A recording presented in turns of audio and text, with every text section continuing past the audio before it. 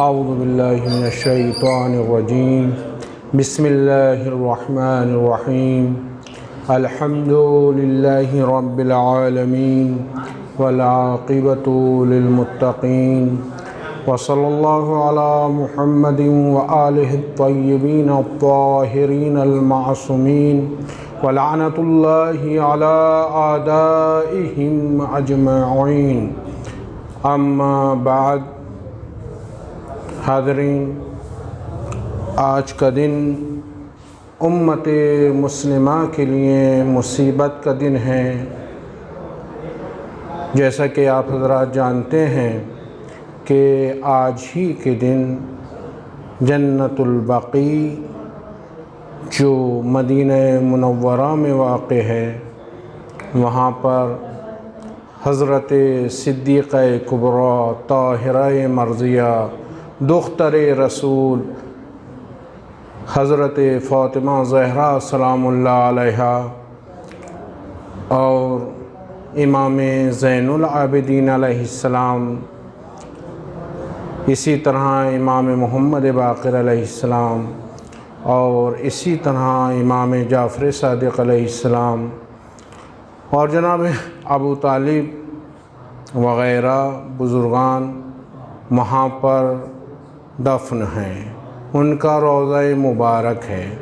امت مسلمہ سے میں سادے الفاظ میں یہ پوچھنا چاہتا ہوں، یہ سوال کرنا چاہتا ہوں کہ کیا کسی کو یہ گوارا ہوگا، کیا امت مسلمہ اس بات کو پسند کرتی ہے کہ اس کے کسی جد کی، والد کی، اسی طرح بھائی کی، کسی ماں کی، کسی کی بھی، کوئی بھی مسلمان کیا یہ پسند کرتا ہے کہ اس کی ماں کی قبر کے ساتھ، اس کے باپ کی قبر کے ساتھ، ان کو بھی چھوڑیے آپ، کسی بزرگ عالم دین کی قبر کے ساتھ توہین کی جائے، اس کی قبر کی بے حرمتی کی جائے، منہدم کر دیا جائے، تو امت مسلمہ کی جانب سے یہی جواب ملے گا کہ مولانا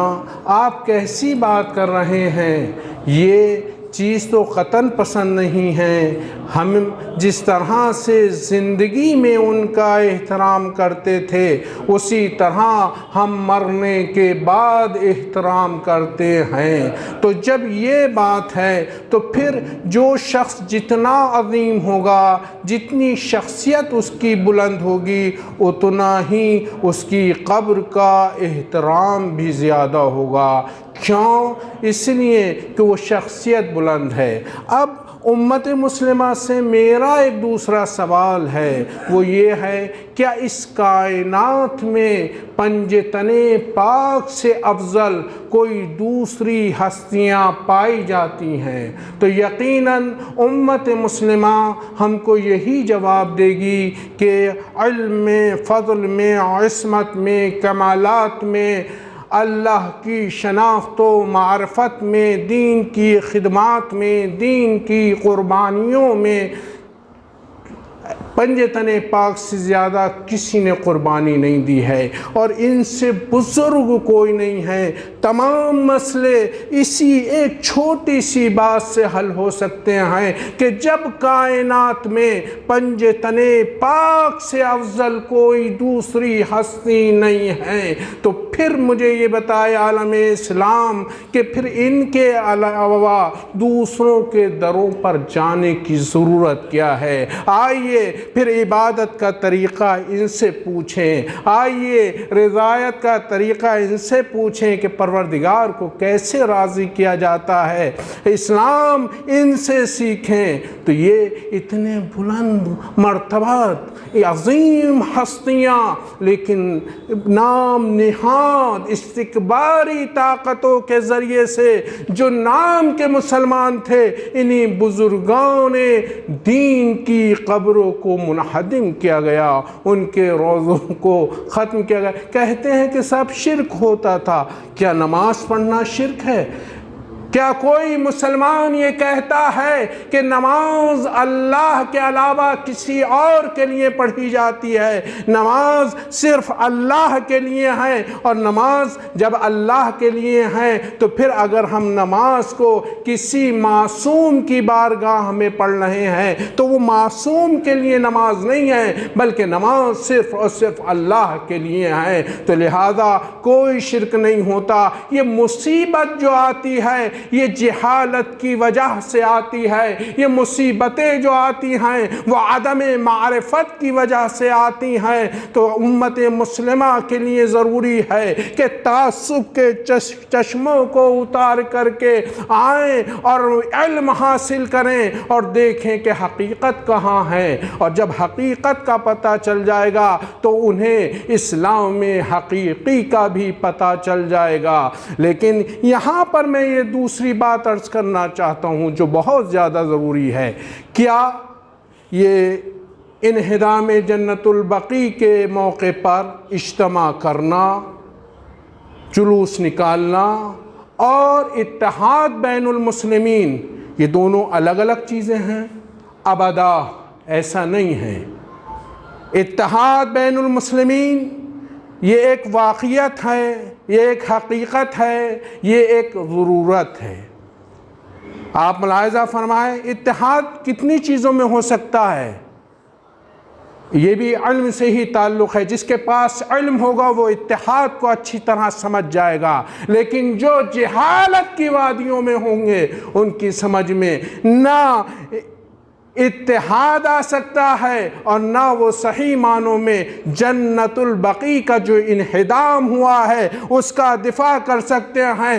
جنہوں نے اتحاد کو سمجھا وہ فلسطین میں جا کر مسلمانوں کی مدد بھی کر رہے ہیں، اور جنہوں نے حقیقت اسلام کو سمجھا، جنہوں نے منہدم کرنے والوں کو جان لیا اور سمجھ لیا، انہوں نے ہی داعش کا خاتمہ کیا۔ یعنی یہ معرفت سے تعلق رکھتی ہے کہ داعش کا خاتمہ کرنے والے کون افراد ہیں؟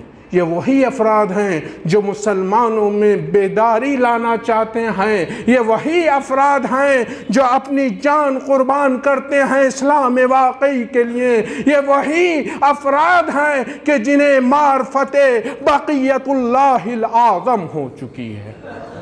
تو لہذا ہم سمجھیں اتحاد کس چیز میں؟ اتحاد ہمارا جنس کے لحاظ سے حیوانیت میں دیکھیے، ایک شیر ہے، ایک انسان ہے، اوصاف الگ الگ ہیں۔ وہ جانور ہے، حیوان ہے، درندہ ہے، جنگل میں رہتا ہے، لیکن ادھر ایک انسان ہے۔ لیکن جب بات ہوگی اتحاد میں کہ بھئی یہ حیوانیت میں متحد ہیں، نو میں چلے آئیے، ایک مولانا اصغر صاحب ہیں، مولانا منظور صاحب قبلہ ہیں، تب دیکھیے کاہے میں ان میں اتحاد ہے نو کے لحاظ سے، لیکن کیا وہی منظور صاحب ہیں، وہی اصغر صاحب قبلہ ہیں؟ نہیں، فرق ہے، دونوں کی شخصیتیں الگ ہیں، دونوں کا رہن سہن الگ ہے، دونوں کا طور طریقہ الگ ہے، دونوں کا علم و فضل الگ ہے۔ جب سمجھ میں آ گیا، یعنی ہمارے افتراق ہوتے ہوئے بھی، ہماری ایک دوسرے میں جدائی ہوتے ہوئے بھی ہم کچھ چیزوں میں ایک ہوتے ہیں۔ اتحاد کا مطلب یہ ہے جو استکبار عالم آج مسلمانوں کو پسپا کرنا چاہتا ہے، آج مسلمانوں کو رسوا کرنا چاہتا ہے، اور آج انڈیا میں خاص طور سے اس سے بہتر اور کون سمجھے گا، ہم سے بہتر کون سمجھے گا کہ اتحاد کی کتنی ضرورت ہے؟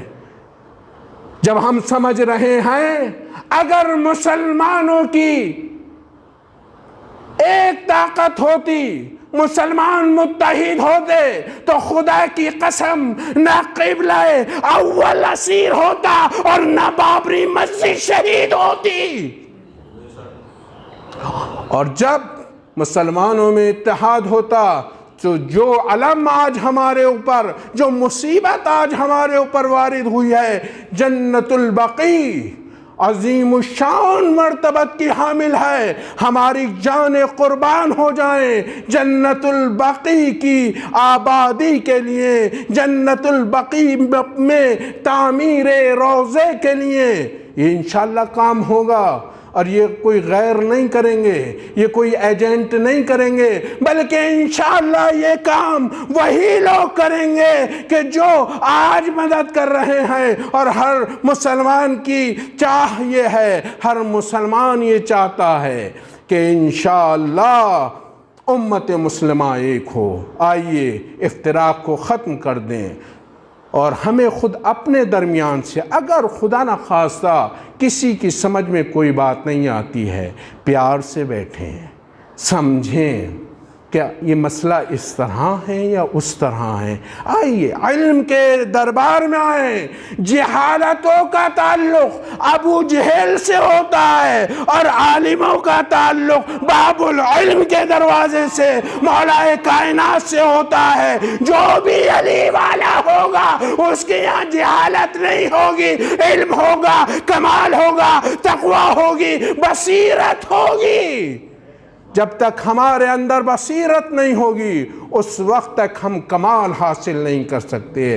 آئیے ہم دعا کریں کہ پروردگارا ہمیں دولت علم و بصیرت و عرفان و تقوی سے نوازے، اور انشاءاللہ وہ دن بہت نزدیک ہو جائے کہ ہم بقیع میں جا کر کے سیدہ کی قبر کی تعمیر کریں انشاءاللہ۔ اللہم عجل ولیک الفرج۔